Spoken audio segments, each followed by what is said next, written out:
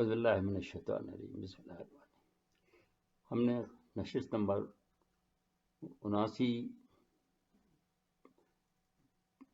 78 پڑھ لی ہے اور 79 پہ آ گئے ہیں۔ اس کا عنوان ہے غزوہ لحیان اور ذات الرقہ۔ گزشتہ نشست میں ہم بنو نضر تک پہنچے تھے۔ آئیے اب آگے بڑھتے ہیں۔ باقی رحمۃ اللہ تعالیٰ نے ایک روایت میں لکھا ہے کہ بنو قریظہ کا ایک عالم جس کا نام عمر بن سعدی تھا، اپنے قبیلے بنو قریظہ میں واپس آیا تو اس نے راستے میں بنو نضر کی اجڑی ہوئی بستی کا حشر دیکھا تو وہ بہت پریشان ہوا، اور جب وہ اپنے قبیلے میں پہنچا تو اس نے لوگوں کو معبد میں نہ پایا، لہٰذا اس نے ناقوس بجا کے، جو کہ لوگوں کو جمع کرنے کے لیے استعمال ہوتا تھا، جب لوگ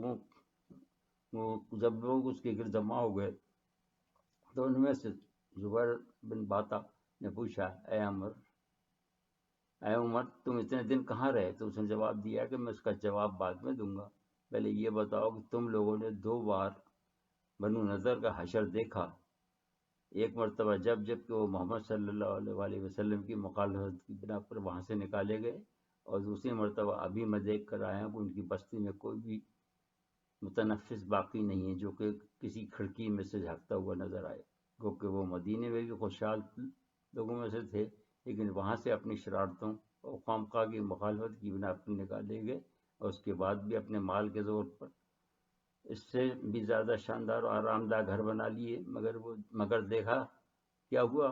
ان کا حشر یہ سب کچھ دیکھنے کے باوجود وہ اب کون سی وجہ ہے جو تمہیں محمد صلی اللہ علیہ وسلم پر ایمان لانے سے روکے ہوئے ہے؟ آیا کیا یہ وہی پیغمبر نہیں ہے جن کا ذکر اور پہچان وہی نہیں ہے جو اپنی کتاب میں لکھی ہے؟ مجھے تو یقین ہے کہ یہ وہی ہیں، وہی پیغمبر ہیں جن کا ذکر ہماری کتاب میں ہے، اور میں یہ اوصاف ان میں صاف دیکھ رہا ہوں۔ تمہیں میری باتوں کا یقین نہیں ہے تو ابھی حال میں آئے ہوئے اپنے علماء دین ابن حیان اور ابو عمیر اور ابن حراج سے پوچھ لو، جو کہ تازہ بیت المقدس سے اپنی تعلیم مکمل کر کے واپس آئے ہیں۔ میرے خیال میں تو ہمیں اب محمد صلی اللہ علیہ وسلم کی مخالفت ترک کر کے ان کا اتباع اختیار کر لینا چاہیے، ورنہ تم بھی ایسے ہی حشر کے لیے تیار رہو۔ عمر بن کعب کی یہ باتیں سن کر کعب بن اسد نے جواب دیا کہ جب ایسی بات ہے تو تم اب تک مسلمان کیوں نہیں ہوئے؟ تمہیں کس چیز نے روکا؟ اس نے جواب دیا کہ تم نے، کیونکہ ہم لوگوں نے تورات کو چھوڑ دیا ہے اور تمہارے الفاظ نے تورات کی جگہ لے لی ہے۔ یہاں اگر کسی کی چلتی ہے تو بس تمہاری ہی بات چلتی ہے، اس کے آگے مورخ خاموش ہیں کہ پھر کیا ہوا، مگر اس سے ایک بات ظاہر ہوتی ہے کہ ان کی بھی یہی حالت تھی جو آج کل ہماری ہے، کہ کتاب کو پس پشت ڈال دیا ہے اور مذہبی اور سیاسی سرداروں کے تابع فرمان ہو کر جی رہے ہیں۔ ان کا انجام کیا ہوا؟ جواب ہے مکمل تباہی۔ پھر نہ اس قبیلے کا کوئی مرد زندہ بچا اور نہ بستی بچی، دونوں ہی قہر خداوندی کا شکار ہو گئے، جو آپ آگے چل کر پڑھیں گے۔ اللہ تعالیٰ اس امت کو ہدایت و بصیرت دے اور ہر عذاب سے محفوظ رکھے، آمین۔ یہاں غزوہ قریظہ سے پہلے ایک اور واقعہ بھی گزرا ہے، ترتیب کے لحاظ سے پہلے وہ بیان کرتے ہیں، وہ ہے غزوہ بنی لحیان۔ اس کی وجہ تسمیہ مورخین نے یہ بتائی ہے کہ وہاں لہی یعنی املی کے خضرو درخت بہت زیادہ تھے جو کہ اس خطے میں عام پائے جاتے تھے۔ ان میں سے ایک اس غزوے کے بعد حضور کے صحابہ کرام میں سے کوئی مدینے لے بھی آئے تھے، اور وہ مدینے میں موجودہ شخص ریخت سے پہلے تک موجود بھی تھا، اب ہے یا نہیں واللہ اعلم۔ جہاں سارے اس زمانے کے نخلستان کٹ گئے، جن میں کچھ حضور کے دست مبارک سے لگائے ہوئے درخت بھی تھے، تو بیچاری املی کو کون پوچھتا؟ ممکن ہے پہلے زائرین حرم میں سے کوئی مشرق بعید سے یا ہندوستان سے لے کر آیا ہو، ورنہ عرب میں اس وقت املی کا کوئی رواج نہیں تھا۔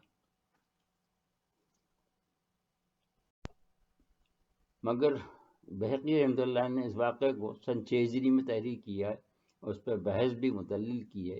ایک چیز جس پر تمام مورخین محدثین متفق ہیں وہ نماز خوف کی اجازت ہے، جو کہ غزوہ بنی اسقان کے موقع پر ملی اور اس آیت کا نزول ہوا۔ اگر اس دلیل کو سامنے رکھا جائے تو پھر ماننا پڑے گا کہ یہ غزوہ سن 4 ہجری ہی میں واقع ہوا، کیونکہ حضور لہان سے ہوتے ہوئے اسقان تشریف لے گئے تھے۔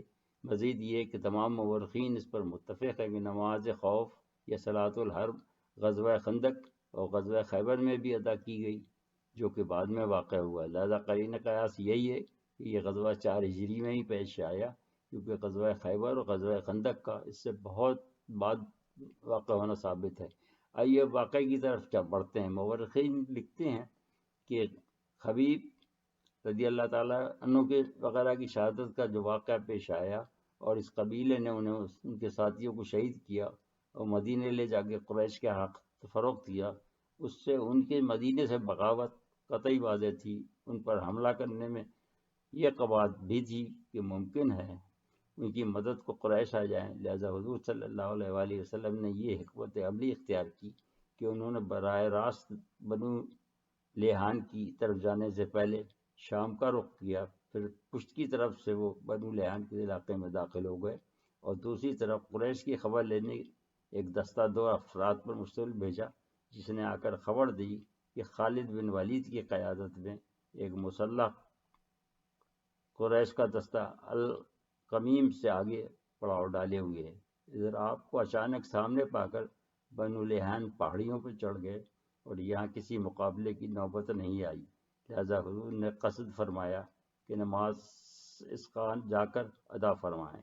امام احمد رحمہ اللہ تعالیٰ 3 مستند حوالوں سے تحریر فرماتے ہیں کہ حضور صلی اللہ علیہ وآلہ وسلم اسقان جب پہنچ گئے تو پہلے نماز ظہر ادا فرمائی، پھر اس کے بعد نماز عصر اس طرح ادا فرمائی کہ نصف فوج مسلح کھڑی رہی، نصف نے ہتھیار کھول کر حضور کے پیچھے نماز ادا فرمائی، پھر اس کے بعد باقی نصف نے ادا فرمائی، اور اس طرح 2 رکعت کر کے حضور نے 2 مرتبہ نماز پڑھائی، اس لیے کہ اس وقت تک یعنی ظہر کی نماز کے بعد صلاۃ الخیر خوف والی آیت کا نزول ہو چکا تھا۔ اس کے بعد جب حضور صلی اللہ علیہ وسلم بنی سلیم میں پہنچے تو بھی نماز اسی طرح پڑھائی۔